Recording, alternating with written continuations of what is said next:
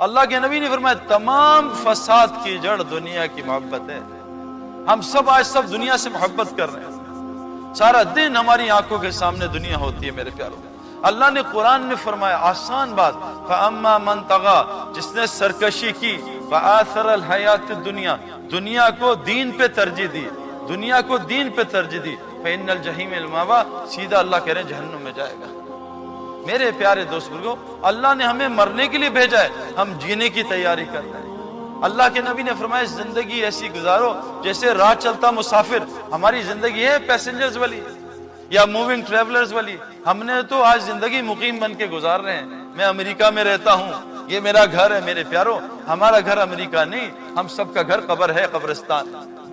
آج مسلمانوں نے دنیا کو دین پہ ترجیح دے دی، 23 گھنٹے دنیا میں گزرتے ہیں، 1 گھنٹہ مسجد میں مشکل سے گزرتا ہے، رمضان میں بھی مشکل سے 2 گھنٹے مسجد میں گزرتے ہیں۔ حالانکہ فرمایا جیسے مچھلی کے لیے پانی ہے ایسی مسلمان کے لیے مسجد ہے۔ حضور صلی اللہ علیہ وسلم نے ایک مردہ بکری اٹھائی کچرے سے، چھوٹے کان والی، کہا میرے صحابہ اس بکری کی اپنے مالک کے کیا حیثیت ہوگی؟ کیا یا رسول اللہ بڑی گندی اور ذلیل اور گھٹیا۔ کہا اس کائنات کے بنانے والے جس نے اس کائنات کو بنایا اس کے نزدیک اس کی حیثیت سے مردہ بکری سے بھی گھٹیا اور ذلیل ہے۔ میرے پیارو آج سب اس دنیا کے پیچھے دوڑ رہے ہیں، فرمایا مجھے اپنی امت کے فقر کا ڈر نہیں ہے، ڈر اس وقت کا ہے جب امت پہ دنیا چھوڑی جائے گی اور یہ ویسی اپنے آپ کو ہلاک کریں گے جیسے پچھلی قوموں نے ہلاک کیا۔ میرے پیارو ہمارے ہاتھ سے اسمارٹ فون گر جائے فرش پہ، سڑک پہ، ہماری کیا حالت ہوتی ہے؟ بتاؤ، رات کو نیند آتی ہے؟ اسمارٹ فون گر گیا، وہ دل 10 دفعہ ہلتا ہے، 100 دفعہ ہلتا ہے، رات کی نیند غائب۔ ایک اسکریچ لگ گیا آئی فون پہ، رات کی نیند غائب ہو گئی۔ فون کو ہلا کے دیکھا ٹھیک ہے نا، کچھ ہے تو نہیں، حالانکہ فون تصویروں سے ویڈیو سے بھرا ہوا ہے، پھر بھی اتنی تکلیف۔ یہ قرآن ہاتھ سے گر جائے، اللہ کے رسول کے ناموں سے بھرا ہے، کیا ہمیں تکلیف ہوتی ہے ایسی؟ سچ بتا دو، یہ تکلیف ہوتی ہے؟ ایسے چوم کے رکھ دیتے ہیں، کوئی بات نہیں۔ کبھی افسوس ہوا میرے ہاتھ سے اللہ کی کتاب گر گئی، میرے ہاتھ سے اسٹیو جاب کا فون گر گیا، ہوئے ہوئے میرا تو حالت ہوئی۔ میری رات کو فلیٹ سے نکلا، ایک ساتھی کی رات کو گاڑی چوری ہو گئی، وہ باہر نکلا، ان کو گاڑی چوری ہو گئی، مسجد میں آیا اور رو رہا ہے، ان کا شاید اللہ یاد ہے، نے کہا نہیں میری گاڑی چوری ہو گئی، سلام پھیرا جی گاڑی چوری ہو گئی۔ 1 مہینے تک گاڑی کا تذکرہ۔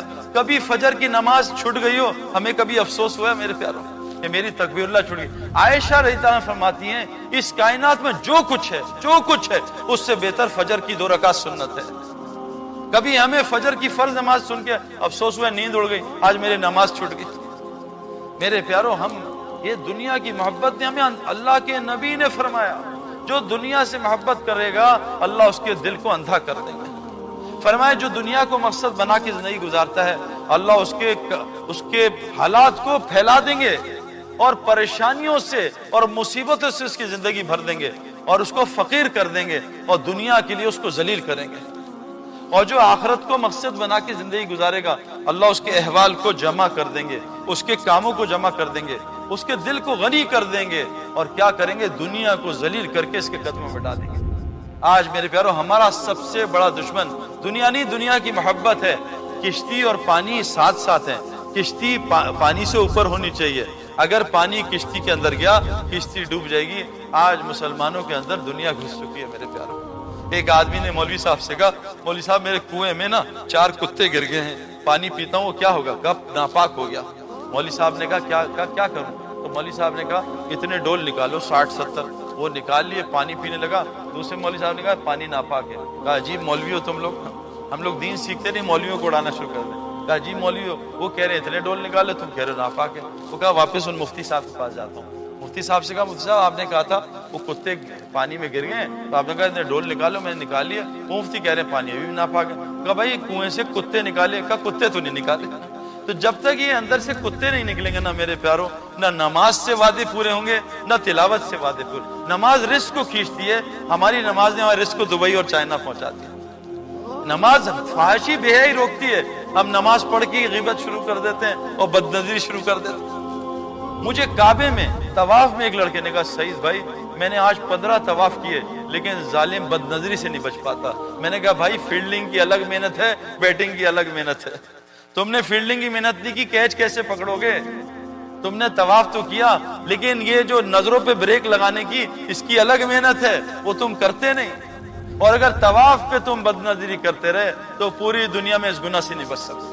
یہ اتنا خطرناک جگہ ہے. اس لیے کتابوں میں آتا ہے جس نے احرام کی حالت میں کوئی گناہ کیا موت تک اللہ اس پہ ٹھپا لگا دیتے ہیں، یہ اس گناہ سے کبھی بچ نہیں سکے گا.